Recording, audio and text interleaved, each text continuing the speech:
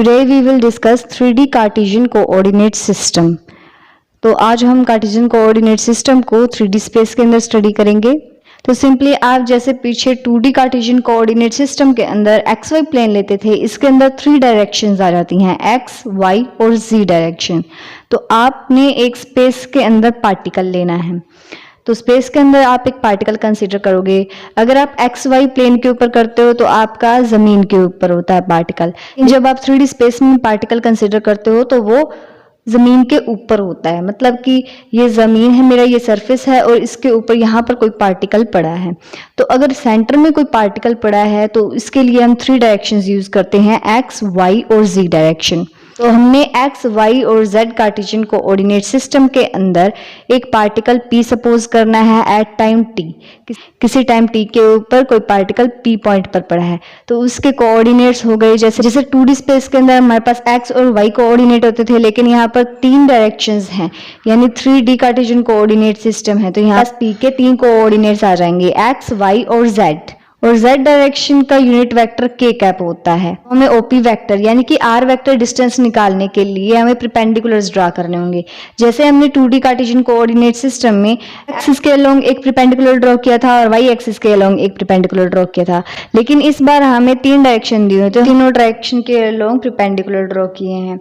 P point को x y plane के ऊपर लेकर आएंगे तभी हम इसके परपेंडिकुलर ड्रॉ कर पाएंगे। तो P पॉइंट को पहले हम एक्स वाई प्लेन के ऊपर लेकर आए, तो इसके लिए हमें एक परपेंडिकुलर ड्रॉ करना पड़ा, PM perpendicular to x y plane. फिर हमने PS परपेंडिकुलर ड्रॉ किया, ये Z एक्सिस के अलोंग है। और फिर हमने MN परपेंडिकुलर ड्रॉ किया, ये X एक्सिस के अलोंग है। और फिर MQ परपेंडिकुलर ड्रॉ किया, ये y एक्सिस के लॉन्ग है। परपेंडिकुलर्स ड्रॉ करने से हमारे पास इनके यहाँ पर डिस्टेंस आ जाएंगे और हमें OP फाइंड करना है। तो OPM ट्रायंगल लेनी होगी। तो OPM ट्रायंगल के अंदर हमें इनकी साइड्स भी पता होनी चाहिए, तो अब इन्हें हम फाइंड करते हैं। ये परपेंडिकुलर्स ड्रॉ करने के बाद हमें पता चल गया कि ON का डिस्टेंस है x और ON इक्वल है MQ की, तो MQ का डिस्टेंस भी x है। यहाँ से OQ का डिस्टेंस पता चल गया y है, तो OQ बराबर है MN का डिस्टेंस भी y हो गया। OS का डिस्टेंस है z और OS इक्वल है PM के, तो PM का डिस्टेंस भी हो गया हमारे पास z। अब यहाँ से हम OP का डिस्टेंस निकाल सकते हैं। अगर OPM ट्रायंगल लूँ तो हमें OM और फाइंड करना होगा, तो OM फाइंड करने के लिए हम ONM ट्रायंगल लेंगे और इस ट्रायंगल में triangle's law of vector addition हम अप्लाई कर देंगे तो हमारे पास OM आ जाएगा। इन ट्रायंगल ONM अब हम triangle's law of vector addition लगा देंगे। Triangle's law of vector addition लगाने के बाद हमारे पास आएगा OM vector equals to ON vector plus NM vector. तो ON हमारा I कैप के अलोंग है, तो ON multiplied by I cap plus NM हमारा J कैप के अलोंग है, तो NM multiplied by J cap. तो अब यहाँ पर हम ON और NM की वैल्यूज पुट कर देंगे तो हमारे पास OM वेक्टर आ जाएगा। तो हमारे पास OM वेक्टर आ गया x I cap plus y j cap. अब हमारे पास OM वेक्टर आ गया x I cap plus y j cap. हम और इन triangle OPM triangle's law of vector addition लगाएंगे तो हमारे पास OP का डिस्टेंस आ जाएगा। तो इन ट्रायंगल OMP हमने triangle's law of vector addition लगाया तो हमारे पास आ जाएगा OP vector equals to OM vector plus MP vector. तो यहाँ पर वैल्यूज पुट कर देंगे। OP वेक्टर है R वेक्टर के इक्वल, तो OP वेक्टर को हम R वेक्टर लिखेंगे इक्वल्स टू OM वेक्टर है x I cap plus y j cap, value put कर देंगे, प्लस PM वेक्टर है हमारे पास z k कैप, क्योंकि ये k कैप यूनिट वेक्टर के अलोंग है, तो z multiplied by k cap. ये हमारे पास 3D कार्टेशियन कोऑर्डिनेट सिस्टम आ गया। अब हम displacement, velocity and acceleration of a particle moving in space using 3D Cartesian coordinate system. अब हमने 3D कार्टेशियन कोऑर्डिनेट सिस्टम के अंदर पार्टिकल की डिस्प्लेसमेंट, वेलोसिटी और एक्सेलरेशन फाइंड करनी है। तो हमने सबसे पहले एक कार्टेशियन कोऑर्डिनेट सिस्टम ले लेना है जिसका ओरिजिन होगा O और OX, OY और OZ तीनों एक्सिस एक दूसरे के परपेंडिकुलर होंगी। हमने स्पेस के अंदर एक पार्टिकल सपोज किया था एट टाइम t, किसी टाइम t के ऊपर, जिसके कोऑर्डिनेट्स थे x, y और z। और हमने इसका डिस्टेंस निकाला था OP vector equals to R vector equals to x I cap plus Y J cap plus z के कैप।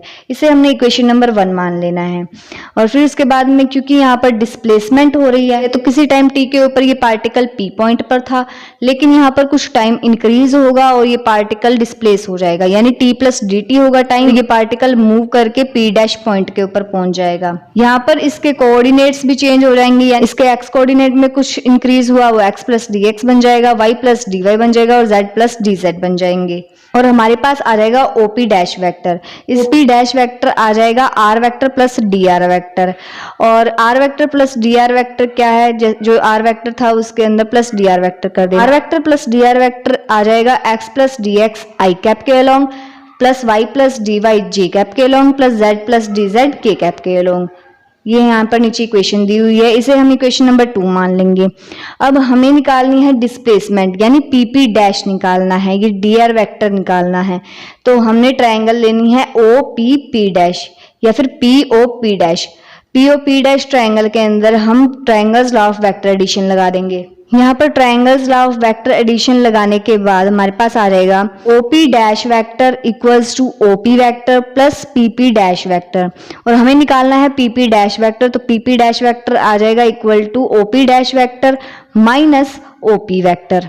ओपी डैश वेक्टर है हमारे पास R vector plus D are vector और माइनस ओपी वेक्टर है हमारे पास आर वेक्टर। तो यहाँ पर R vector plus D are vector और आर वेक्टर की दोनों की वैल्यूज पुट कर देंगे तो हमारे पास पीपी डैश वेक्टर डिस्प्लेसमेंट आ जाएगी। तो पीपी डैश वेक्टर पुट करेंगे, पीपी डैश वेक्टर है D are vector equals to OP dash vector है R vector plus D are vector minus OP vector equal to minus R vector. तो D R vector आ जाएगी R vector plus D are vector की value put कर देंगे, वो है X plus D x आई cap plus Y plus D Y जे cap plus Z plus D Z के cap.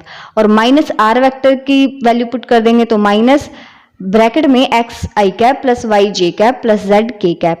अब हम इन ब्रैकेट्स को ओपन कर देंगे। ओपन करने के बाद हमारे पास आ जाएगा आई कैप को एक्स के साथ मल्टीप्लाई करेंगे और आई कैप को डी एक्स के साथ मल्टीप्लाई करेंगे तो हमारे पास आ जाएगा एक्स आई कैप प्लस डी एक्स आई कैप प्लस वाई जे कैप प्लस डी वाई जे कैप प्लस जेड के कैप प्लस डी जेड के कैप। और यहाँ पर इन सभी के साथ माइनस लग जाएगा तो माइनस एक्स आई कैप माइनस वाई जे कैप माइनस जेड के कैप। और ये एक्स आई कैप प्लस का है, यहाँ पर माइनस का, ये कैंसिल हो जाएंगे। यहाँ पर वाई जे कैप प्लस का है और यहाँ पर वाई जे कैप माइनस का है, ये कैंसिल हो जाएंगे। यहाँ पर जेड के कैप प्लस का है और यहाँ पर माइनस का है तो ये दोनों कैंसिल हो जाएंगे। हमारे पास बच जाएगा डी एक्स आई कैप प्लस डी वाई जे कैप प्लस डी जेड के कैप। तो डी आर वैक्टर की हमारे पास वैल्यू आ जाएगी डी एक्स आई कैप प्लस डी वाई जे कैप प्लस डी जेड के कैप। और डी एक्स को हम बोलते हैं x component of displacement along x axis, d y को हम बोलते हैं y component of displacement along y axis और dz को हम बोलते हैं z component of displacement along z axis. Displacement in 3D Cartesian coordinate system की मैग्नीट्यूड तो इक्वल होता है dr वेक्टर का मैग्नीट्यूड। और dr वेक्टर का मैग्नीट्यूड हम कैसे निकालते हैं, जैसे हम पीछे वाले 2D कार्टेशियन कोऑर्डिनेट सिस्टम में मैग्नीट्यूड निकालते थे वैसे ही हमें 3D कार्टेशियन कोऑर्डिनेट सिस्टम में मैग्नीट्यूड निकालने हैं। तो square root of i cap के मैग्नीट्यूड का स्क्वायर प्लस जे कैप के मैग्नीट्यूड का स्क्वायर प्लस के कैप के मैग्नीट्यूड का स्क्वायर। यहाँ पर अब 3 टर्म्स आ जाएंगी।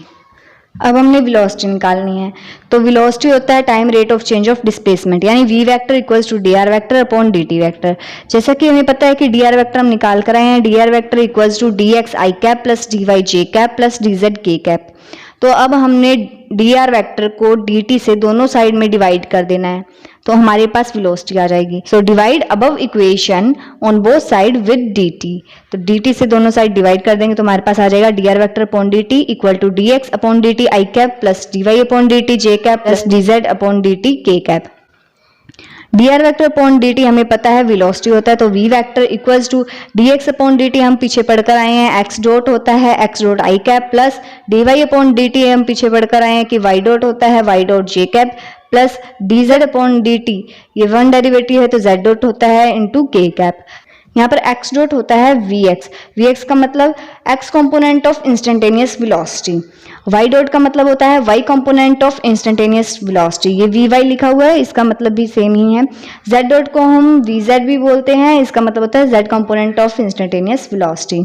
अब वेलोसिटी का मैग्नीट्यूड देख लेते हैं, तो v vector in magnitude equal होता है square root of i cap का मैग्नीट्यूड का स्क्वायर यानी x डॉट का स्क्वायर प्लस j कैप के मैग्नीट्यूड का स्क्वायर यानी y डॉट का स्क्वायर प्लस k कैप के मैग्नीट्यूड का स्क्वायर यानी z डॉट का स्क्वायर। अब हम 3D कार्टेशियन कोऑर्डिनेट सिस्टम की एक्सेलरेशन देख लेते हैं। तो एक्सेलरेशन हमें पता है time rate of change of velocity होता है, तो हम इसी के अंदर वेलोसिटी की वैल्यू हमें पता है x डॉट आई कैप प्लस y डॉट जे cap plus z dot k cap होती है, तो हम इसकी वैल्यू को इसी के अंदर भी पुट करके आंसर निकाल सकते हैं।